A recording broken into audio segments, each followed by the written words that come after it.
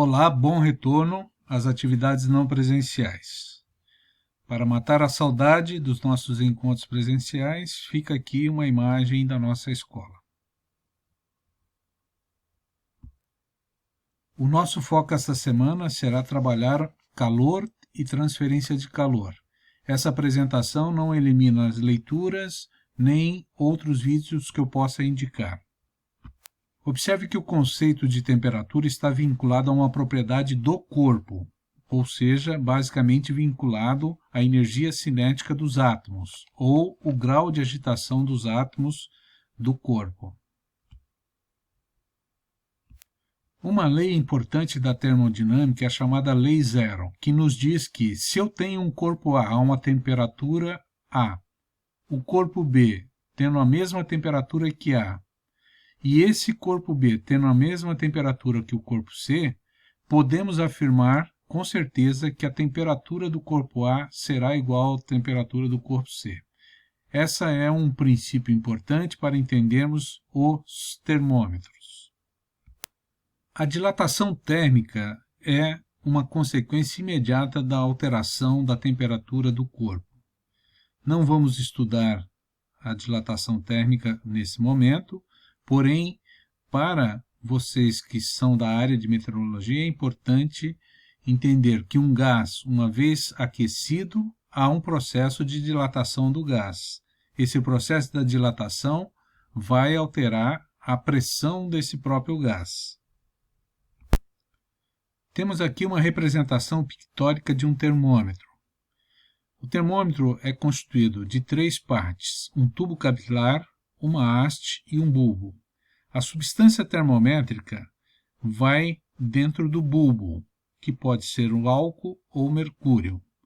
A propriedade termométrica desse termômetro aqui indicado é a própria dilatação térmica do líquido que se encontra dentro do bulbo.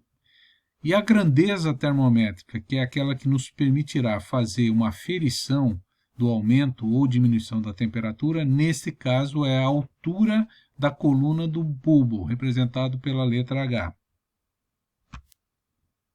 Um elemento de construção do termômetro clínico é essa extricção no tubo capilar, para que a gente possa fazer a leitura sem muitos erros em relação à escala que se encontra no tubo do termômetro.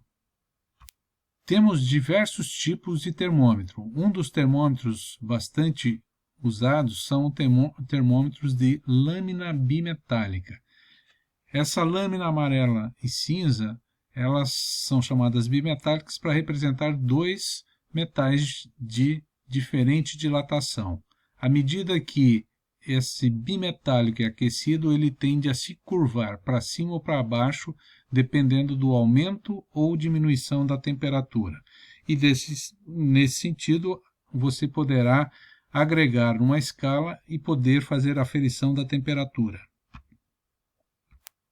Um outro termômetro bastante conhecido nesses momentos de pandemia é o termômetro de radiação infravermelha, que capta a temperatura do corpo conforme a radiação infravermelha emitida pelo corpo humano. O termopar também é um termômetro. A base da sua construção está numa junção bimetálica, que uma vez aquecida, ela vai criar uma diferença de potencial entre os 2 metais, e dessa forma sendo detectado pelo voltímetro. Essa tensão vai ter uma relação com a escala do termômetro. As escalas termométricas são várias, porém, as mais usuais são a Celsius, Fahrenheit e Kelvin. Aqui tem uma representação comparativa da escala Celsius e Fahrenheit. Usamos normalmente uma equação para fazer a conversão de uma temperatura para outra, de uma escala para outra, Celsius para Fahrenheit ou Fahrenheit para Celsius.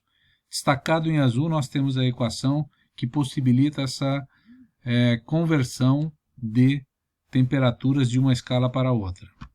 Aqui nós temos uma comparação entre a escala Celsius e a escala Kelvin. Observe que a base de divisões é a mesma, né? Porém, nós temos aqui números bem diferentes. Você tem destacado em azul a equação que faz a conversão da temperatura para Kelvin ou vice-versa.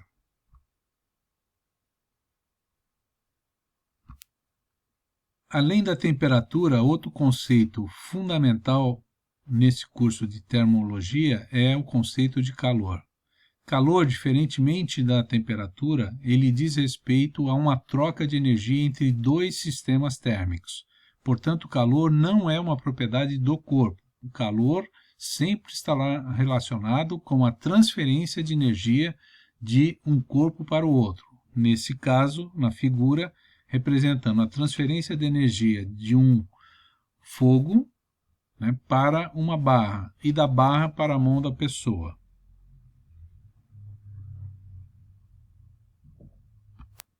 Calor sendo uma forma de energia transferida de um sistema térmico para o outro, ele vai poder ser dimensionado.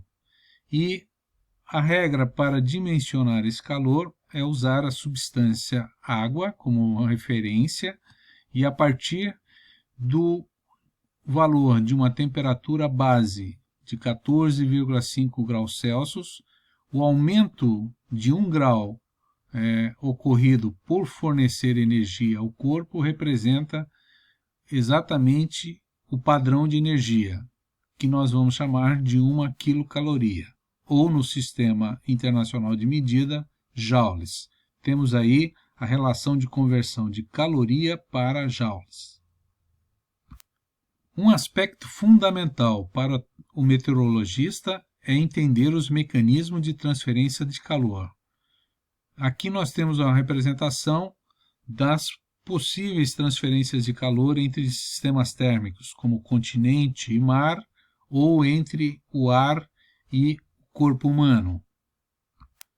Basta termos uma diferença de temperatura entre dois corpos que se encontram próximos, ou dois sistemas térmicos, nesse caso o vermelho representando a temperatura maior e o azul a temperatura menor, nós obrigatoriamente teremos uma transferência de energia entre esses dois corpos, até que se atinja o chamado equilíbrio térmico, que é os dois corpos, ao longo de um período, estando eles em contato, vão chegar a uma temperatura igual de equilíbrio térmico.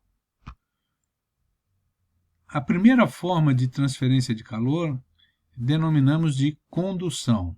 Então aqui temos um exemplo, através de um fogo do bico de Bunsen, ao lado direito, ele aquece uma barra de forma direta, e essa barra, sendo aquecida, também transfere energia para a mão da pessoa que segura a barra, também por condução, por haver um contato direto entre esses sistemas de energia, ou sistemas térmicos.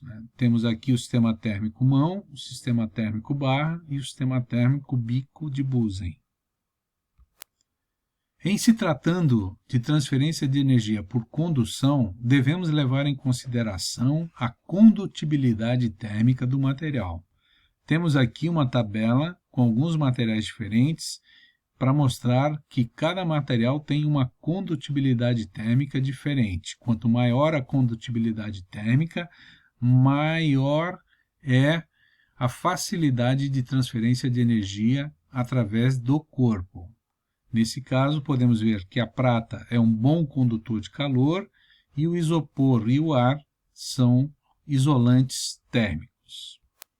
Em se tratando de transferência de calor por condução, nós temos 4 variáveis que influenciam nessa transferência de calor de um corpo para o outro, de um corpo mais quente para o mais frio, ou seja, de maior temperatura para o menor temperatura.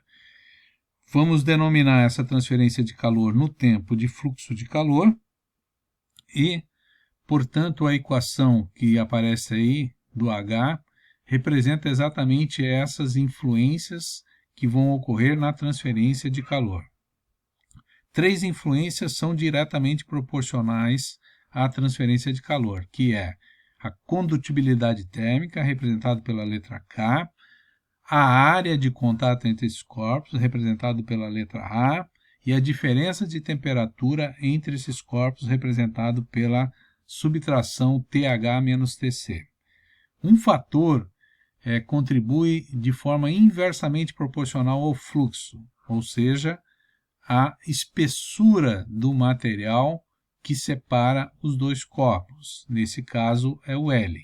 Portanto, numa parede, quanto mais espessa ela for, maior o valor do L. Entre a parte interna de uma resistência e a parte externa do meio ambiente, nós temos diferenças de temperatura, que vai ser representados pelas letras TH e TC. E a área da parede em contato com o meio externo é representado pelo A. O K é uma identidade do material representado pela condutibilidade térmica. A convecção é a segunda forma de transferência de calor e ocorre normalmente em fluidos, gases ou líquidos. Você pode ter uma convecção forçada ou uma convecção natural ou livre. Tá? A convecção é o principal processo de transferência de calor entre os continentes, os oceanos e a atmosfera. Então, para que a gente entenda esse processo de convecção, é importante compreender que à medida que o ar se aquece, esse ar em contato com o continente, nós teremos uma diminuição da densidade desse ar e, portanto, ele tende a subir. E, para ocupar o seu lugar, um outro ar mais frio vem dos oceanos. Chamamos isso de brisa marinha. E, quando temos uma situação em que o oceano está mais quente que o continente, nós vamos ter o ar em cima do oceano sendo menos denso e, portanto, subindo, enquanto isso, um ar mais frio vindo do continente tende a ocupá-lo, o espaço anteriormente ocupado pelo ar quente. Nesse sentido, a gente teria uma brisa terrestre. O processo de convecção também é o principal processo de transferência de calor dentro de um refrigerador. A corrente marítima também é uma consequência direta do processo de convecção. O terceiro processo de transferência de calor se dá por radiação ou por irradiação, e é basicamente a transferência de energia através das ondas eletromagnéticas emitidas pelos corpos. Nós temos a possibilidade de emissão de infravermelho, luz, micro-ondas, raios-x, raios gamas, ondas de rádios. Todas essas ondas eletromagnéticas, de certa forma, transportam energia.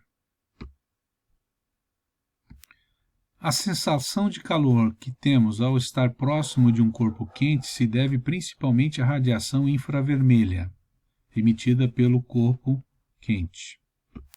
Temos aqui uma equação do fluxo de calor por irradiação, de tal forma que essa equação representa 4 influências importantes: a área do corpo, a sua própria temperatura, uma característica do corpo, que é a sua emissividade, e uma constante de Stefan Boltzmann. A garrafa térmica é um sistema próprio para a conservação de energia do líquido colocado dentro dessa garrafa. As paredes espelhadas, elas impedem a troca por radiação, o vácuo dificulta a transferência por condução e convecção, e a tampa também é um elemento importante no vedamento do líquido interno. Portanto, ela dificulta a transferência de energia por convecção. Ficamos por aqui. Em outro vídeo apresentarei a parte de calorimetria.